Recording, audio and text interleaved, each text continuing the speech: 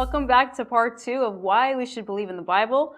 We spoke with Dr. Grady McMurtry last week, or the last episode, and we're speaking with him again today. If you missed last week's episode, click on YouTube and find us, but here's a few things we discussed. We talked about Dr. Grady being an evolutionist, a former skeptic and evolutionist teacher, and what brought him into becoming a believer. We talked a little bit about the 6 days of creation and how they're literally 24 hours. We talked about Noah's Ark and the worldwide flood and the sediment rock that has all of the fossils in it. And so today we're going to continue with more questions for Dr. Grady. Welcome back, Dr. Grady. Thank you. We're ready to dig in and ask more questions because we just want to hear it all. Did we answer the first one? We almost completed the first one. Almost. We're still on the 900 years, but we did. Oh, I can do that. We did talk about the 24 hours and the 6 literal creation days that I was a skeptic on, and your evidence is quite compelling. And thank you. And you're using the Bible for it, so that always Sure. helps me. And you're actually using science, which is always great. And we can use both. We can use both. That's what's great. I have a leather cover on my Bible, and it says there's no conflict between God's Word and God's world. I like that. The fact of the matter is, you'll notice that as I'm speaking to people, I will go in the same paragraph from the science to the Bible, the science to the Bible in the same paragraph, because I think they have the same author. It's amazing. It's an amazing way to look at it, really. It is. Now, you had mentioned last time about the 900 years. Yes. And again, that trips people up pretty good. It does. I know whenever I speak to a non-believer, they totally laugh at that. Like, how can that even happen? Mm-hmm. And I know it's in your book, Creation, Our Worldview, and I thought what you said in here, or what is written in here, is wonderful. It's such a great answer, and I definitely want you to share that with our viewers. Yeah. Of course, that's available on our website at creationworldview.org. Yes. Let me make sure everybody. Dr. Grady's website is www.creationworldview.org. You can find all his DVDs, articles, videos, his books, which are wonderful. Take a look at it, check out his website, and find out all the information. Oh, that's very kind of you. There is a chapter in the book about how people live to be 900 years old. We also have a DVD for people who prefer the pictures, which is actually better in a lot of ways. But people struggle with this because they say, how can anybody live to be 900 when we're only living 90? Right. You know, basically, the people used to live 10 times longer. How can you possibly believe that? Well, actually, I list 19 medical and scientific reasons which, taken in combination, would have allowed this under the environmental conditions that existed from creation 6,000 years ago to the time of the flood. That's 1,656 years later. And you will notice that all of the men mentioned, the patriarchs before the flood, averaged 912 years old if you take out 2. You have to take out Enoch, who went alive to heaven, and a guy named Lamech, who died early at 770. I asked the Lord about that one time, too. I said, how come this guy dies young at 770? Huh? And the answer I got back was, well, he stepped in a gopher hole, broke his leg, and we had to shoot him. But, but the others averaged 912. And people just have a tremendously difficult time believing that. But first of all, you have to understand that the earth and the environment on the earth from creation to the flood were very different than today. And for instance, on day 2, God creates the waters above. Well, this is extra moisture. Not a lot. It's not clouds. The earth never had a cloud canopy. It's a false concept. But there was extra moisture, what we call water vapor. And the extra weight of the water that was dissolved in the atmosphere from creation to the flood caused the pressure on the surface of the earth to be, and this is our calculation, we weren't there, we didn't measure it, but a calculation of 1.6 to 2.2 times today. Now, that's a hyperbaric chamber. Today we're using hyperbaric chambers to solve medical issues, all kinds of medical issues. So we know that hyperbaric oxygen is healthy. It's better for you. They had, to start with Adam and Eve, they had perfect genetic information. Well, if you've got perfect genetic information, you're going to last longer because the aging process is partly due to the chromosomal information breaking down. And to give you a number, we now know today that we are losing 1 to 2% of our genetic information per generation. We are decaying, and we are decaying fast. Now, sitting right here, you and I are approximately the 250th copy from the original. Now think about it. Does copy make things better or worse? Yeah, Maybe a lot worse. Yeah. We're running out of ink. Yes. Well, you see, in essence, that's true because Every time you copy something, you always lose, scramble up, damage previously existing information. And I'll give you a classic example. I'll tell you a story for 5 minutes that they can't hear. I will then ask you to repeat it verbatim, exactly, word for word, as I said it to you to her. Oh, good luck. I will now ask you to tell her the story. And if we had 7 more people, I go around to the 10th person and ask them, well, tell me the story I told her, and I won't even recognize the country it occurred in, correct? Right. So copying always makes things worse, never better. Genetics is simple. There is no such thing as a beneficial mutation. Now, there are mutations that give a benefit in the sense that if you have the genetic mutation that produces sickle cell anemia, basically it keeps you from getting malaria. However, that's not an improvement. The reason you don't get malaria is not because you're better, it's because you're worse. Yeah, the thalassemia, Okay? Same thing with, we talk about superbugs in hospitals. You know, bacteria that supposedly, according to the evolutionists, have supposedly evolved to become bigger, better, faster, smarter bacteria. That is not true. They do not survive because they've got a mutation that makes them better. They survive because they're defective. So what happens is we come up with an antibiotic that will kill this particular strain of streptococcal bacteria. And what happens is we attack a particular thing, a receptor on the cell wall, an enzyme on the inside or something. And once we can attack that structure in the bacteria, we can kill the bacteria. Right. So I'm going to liken it this way. The cell receptor on, say, the outside of the cell wall is this shape. Our antibiotic is like a key, this is like a lock. And so our key fits the lock. And when our key fits the lock, it kills the bacteria.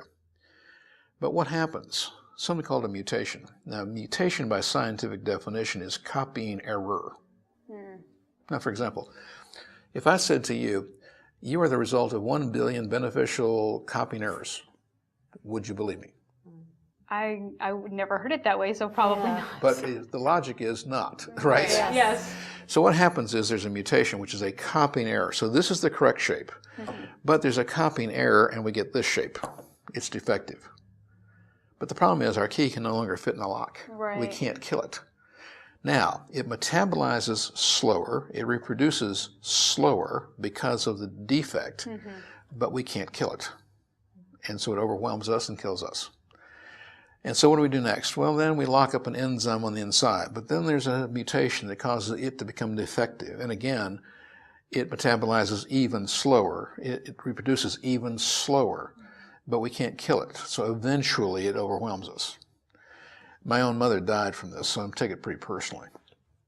So it's not because the bacteria evolved. It didn't. It devolved. It got worse. It mutated and devolved. The mutation is an error, a copying error. So Adam and Eve started with perfect genetic information. And because of human sin, immediately there's the copying errors start to come into place because the universe is no longer perfect. Because it's now imperfect due to human sin, these errors start to go. And it's like a snowball going downhill. So initially the mistakes are almost inconsequential, but they're there. Right. But have basically no effect. But then what happens? Nothing corrects this. And so it's added to generation to generation. It's like a snowball going downhill. And today we are losing 1 to 2% of our genetic information per generation.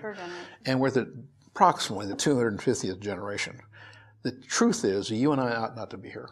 Think about that. I mean, just do the math. If you're only losing 1%, much less 2, Negative. for 250 generations, we'd be in the negative position, correct? And the only reason, the absolutely only reason that you and I are still here is because God in his foreknowledge and wisdom knew that this is what happened after human sin. And so he put 7 little machines pre-programmed into our DNA that almost never break and spend their entire day going up and down the chromosomes fixing the little errors that occur every day. So there's 7 different little engines that go up and down your chromosomes every day, correcting the little mistakes, because otherwise you and I wouldn't be here.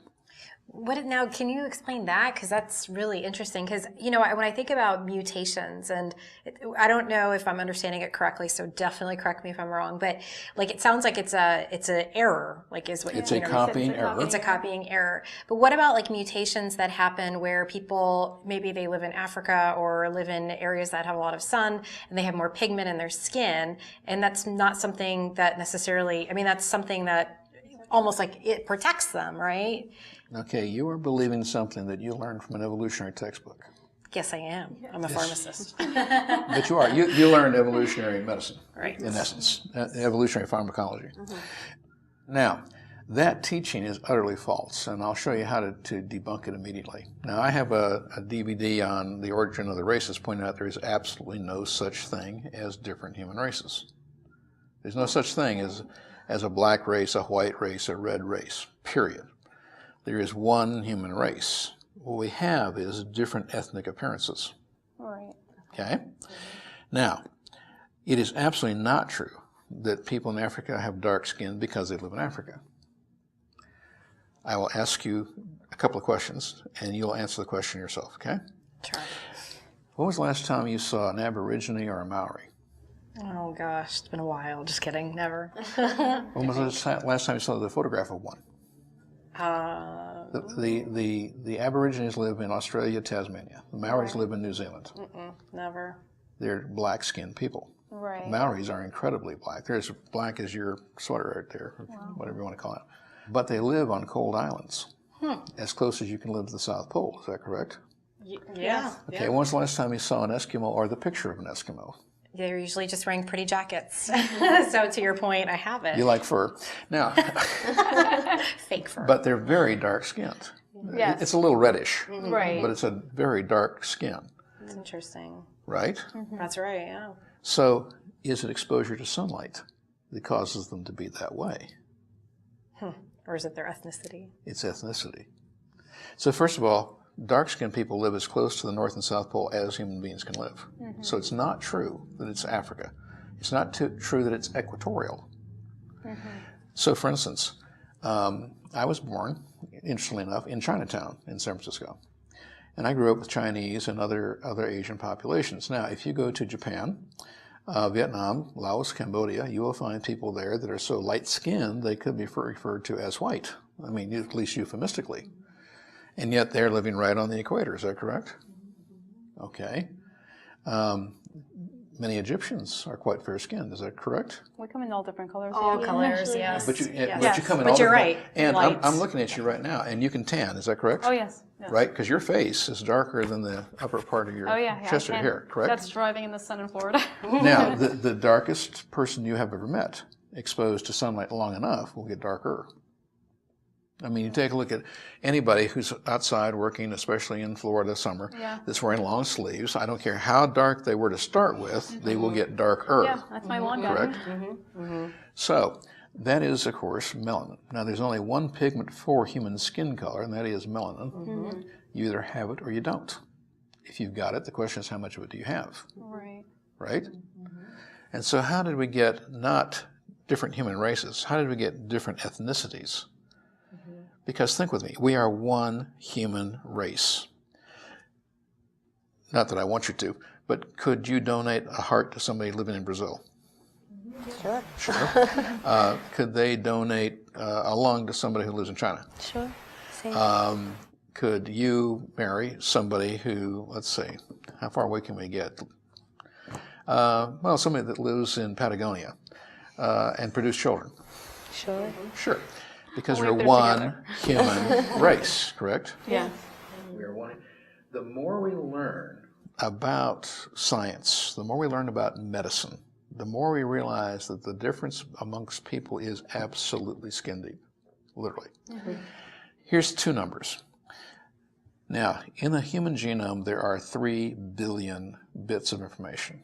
Only 6 million of them deal with ethnicity. Do the math. That is less than 0.3% difference in all human beings, genetically. There is less variation in the human population than there is in the population of gorillas in the wild in Africa. So just to be clear, like I'm just a bit confused. Like I understand everything you said, but so basically you're all the same race. One race. One race, but different ethnic group. So how did the ethnic group became? Like how did that happen? Well, it's very simple. Now, first of all, when it comes to skin color or anything else, Like the shape of the eyes, the Yes, hair of type, course. and all Oh, that yeah, stuff. yeah. Yeah. just remember your starting point. If the genetic information was not in Adam and Eve to start with, it is not in you. God made two people with enough genetic information that based on different combinations would produce all 7 billion people alive on Earth and their differences of appearance. No two are exactly alike, not even identical twins are truly identical.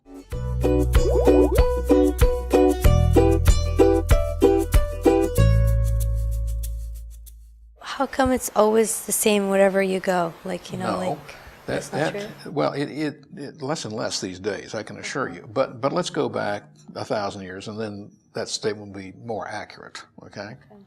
You know, today with international travel and all kinds of stuff, today it's becoming less and less true. I mean, again, you see the variation of people and their appearance in India or in Egypt or in Canada. You know, so it isn't as true as it used to be. And there's a lot more blended family type stuff because we're all human. Now, but if you go back 1,000 years or 2,000 years, then ethnicity was very, very distinct. You know, you could tell a person from Crete would be different than a person from, you know, Germany. Now, where does that come about? Well, first of all, Adam and Eve had all the genetic information perfect to start with, and enough of it to get all the variation that we see in people today. Right? Now, this is a simple genetics thing that is taught in high school almost always.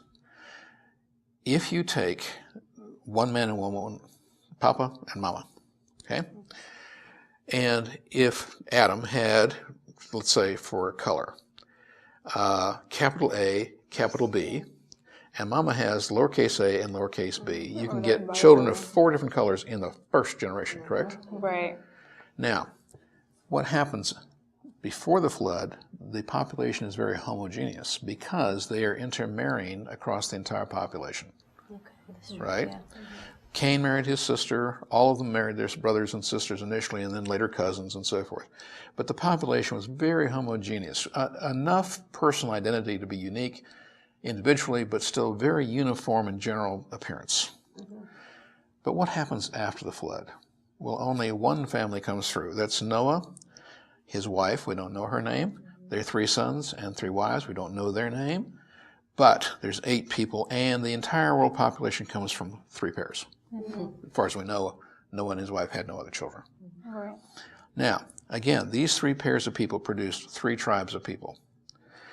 We have the Semitic tribes, which are Jews and Arabs, basically. We have the Japhetic tribes, which are the Indo-Europeans. So that's Western India to Norway. And then you have the Hamitic tribes, which are Africa, Asia, North and South America. Okay? Now, of those 3 tribes, what happens? 150 years after the flood, basically, and this is the time of a gentleman whose name means division, because this is when not the land was divided, that's at the flood, but that the human population was divided. Okay? So, at the division of the Tower of Babel, God takes one uniform population. Again, for 150 years, the 3 pairs of human beings have been producing children, 8 grandchildren. They have been basically staying together in one place and actually marrying.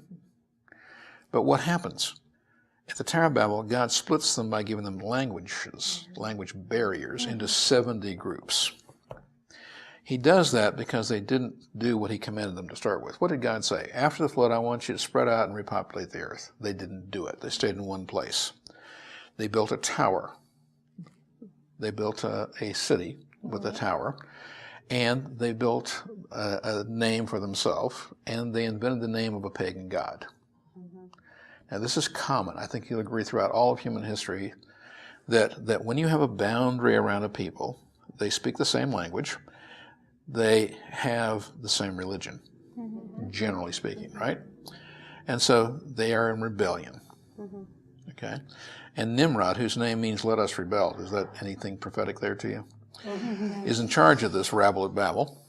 And so what happens? God judges them, not in anger, but he judges them and says, look, if you're not going to do it my way, you're going to do it my way. Right? Basically. Yep. So it says, here, take 70 languages, see how you like it. And they can no longer work together. And it's like putting 70 negative magnets into a bag. What's going to happen? They repel each other because they can no longer communicate. I didn't get the same language you got. We can no longer communicate. There are no interpreters. There's nobody that knows 2 languages. Everybody knows one, but there's 70 different ones. That's so funny. Now, you can only marry a woman who speaks the same language you do, right? So they stay together, and they start to migrate. They're repelled like the 70 negative magnets across the earth, right? And as they do this, they're learning to live in different environments. But what happens within each of the 70 small populations? I mean, you do the basic math. There's approximately, conservatively, 140,000 people at the Tower of Babel. Now, you divide by 70, you get 2,000 each. But that's simplistic. Actually, God had a different purpose for each of the 70. So he would cut 500 out here, 4,000 there, just averages about 2,000. But what happens is a process of elimination. I know that for many people, they will not understand this, but there's no such thing as natural selection. It doesn't exist. That's an evolutionary concept that was disproven long ago. There is no such thing as natural selection. First of all, nature does not have intelligence, therefore it cannot select. What you do have is natural elimination. Okay. What's the difference? Now, as one population is migrating and then establishes itself someplace, the people who are short outpopulate the people who are tall. And because of that, eventually the genes for tallness are eliminated, leaving only the short people. In another place, the people who are tall outpopulate the people who are short. And the genes for shortness are eliminated, leaving only the genes for tallness. So for instance, you have the pygmies who live here and only intermarry with pygmies. You have the Watusis over here, tall people, right? And as long as they continue to marry in that group, that's all they're going to have. Because That's the gene. once you get to the Watusi, the elimination of the genetic information for short people has happened, and you can't get it back unless you start marrying shorter people, slowly, gradually, incrementally adding that information back in because the information was actually subtracted. And so in another population, people with flat, wide noses outpopulate the people with narrow, thin noses. And eventually the thin, narrow nose is eliminated. In another population, the long, thin nose is populating the people with the flat nose. And the same thing is true of skin color, eyes, everything else. It's a matter of elimination. And so in a population, people with big ears outpopulate the people with little ears. And eventually the little ears are eliminated genetically. And it is absolutely not true that every human being has the same genetic information. We don't. And when I say the same, we don't have the same amount. The average is about somewhere between 21 and 23,000 genes per human being. But wait a minute, that's 2,000 genes difference. That's almost 10% difference. So you can be totally normal human being and have as much as a 10% variance in the amount of genetic information you have and still be normal.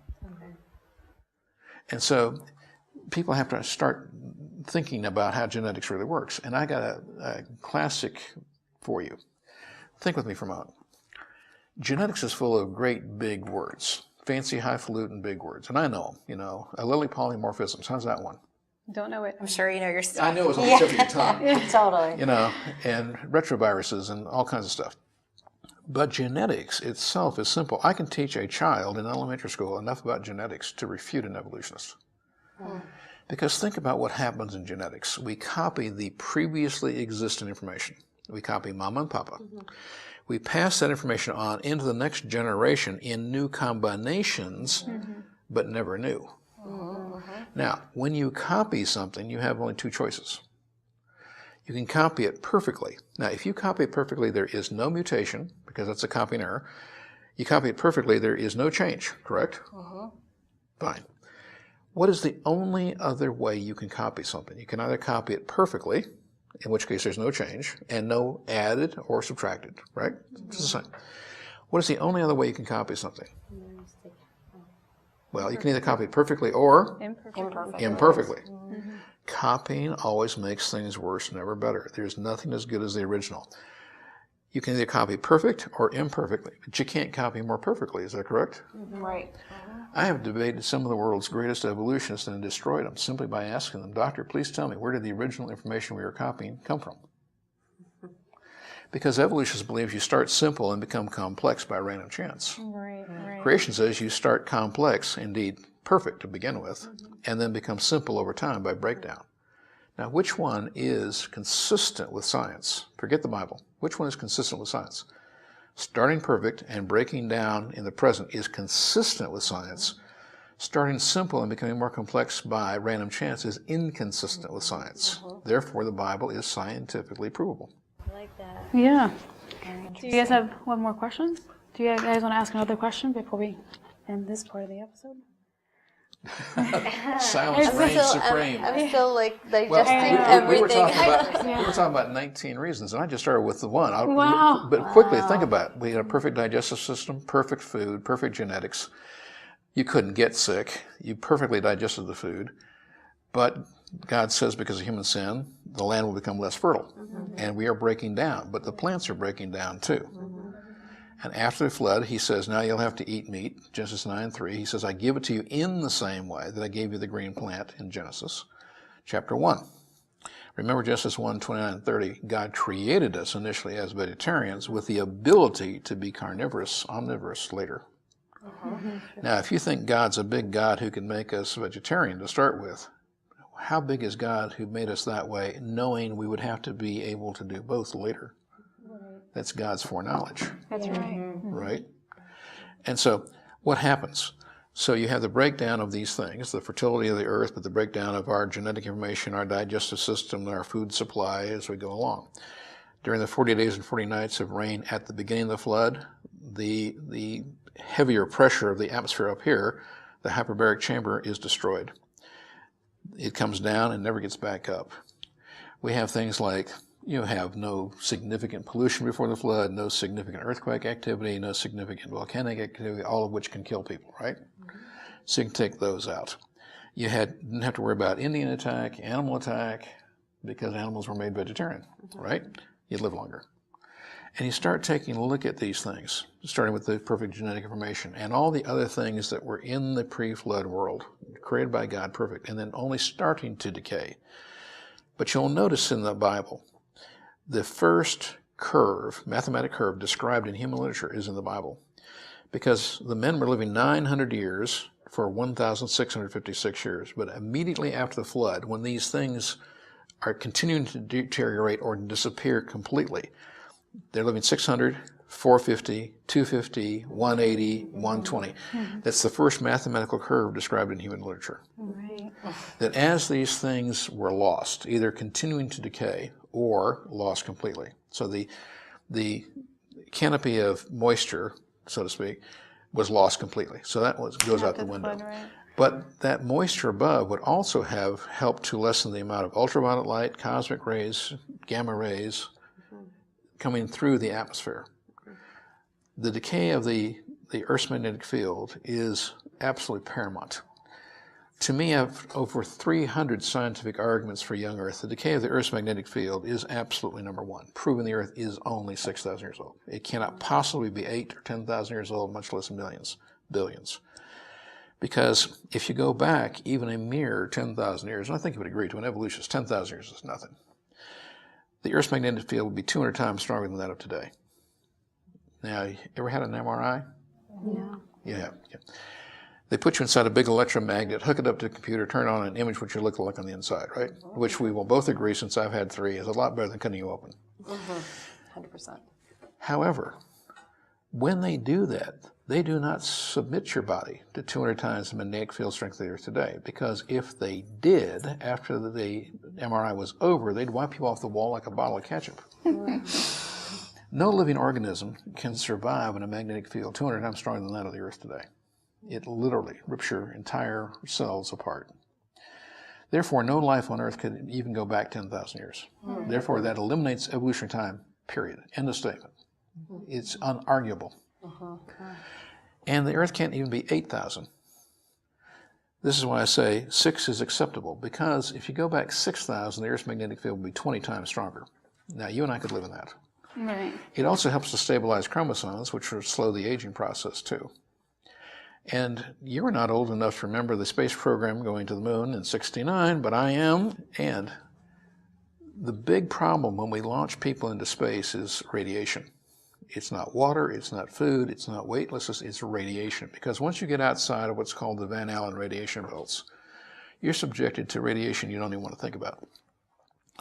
So to launch people into orbit, you got to go through these things. So we were real concerned about it. But think with me, today the Earth's magnetic field is only 5% as strong as it was at creation. Now these Van Allen radiation belts, there's 3 of them, would be held much further away from the Earth at creation, allowing much less to get through. But today, as the magnetic field is shrinking, Right. more and more radiation is getting through of all kinds. And what's happening is, this is one reason, not the only, but one reason why cancer rates are going straight up. We're subjected to more and more radiation. Now, if you live in the areas that we do, you're getting as much radiation in 1 hour on the beach as a full set of dental x-rays. That doesn't seem like much today, and they're using low-dose radiation. But you know and I know that here in Florida, we only have 2 kinds of people that live here, you know. People like us with just a mild tan, and the burnt offerings. And, you know, these are the people that moved to Florida so they can spend, you know, 6 days a week spending 8 hours on the beach, right? At the age of 50, their skin looks like leather. Yes, yes. Because they're getting so much x-rays. X-rays are like little bullets that go through your body. They leave a little hole. And when you're young, you're supple, the holes fill in. But when you get, as they are, you've been punched full of so many holes that you get scar tissue, right? Well, again, because the Earth's magnetic field is shrinking, that radiation is getting closer and closer, and more is leaking through. But if you go back to creation, less of it would leak through, therefore we would live longer. So you start taking a look at everything in a package, and I list 19. And I have a deal. Anybody can think of a 20th one, get it to me, I'll put it in the book and give you credit. But less stress, lower populations, all kinds of things. I think you'll agree. They say, oh, you got to get the stress out of your life. Well, before the flood, we didn't have heavy population densities. Right. There It's are like a 19. good time to live. Yes. Well, except for the sin that was occurring then. Yeah, that's true. I think I'd rather live now. And we're going to take a break today, and we'll come back next week so we can finish talking to Dr. Grady on why we should believe in the Bible. It's fascinating stuff, and there's so much more to learn. Thanks. Bye.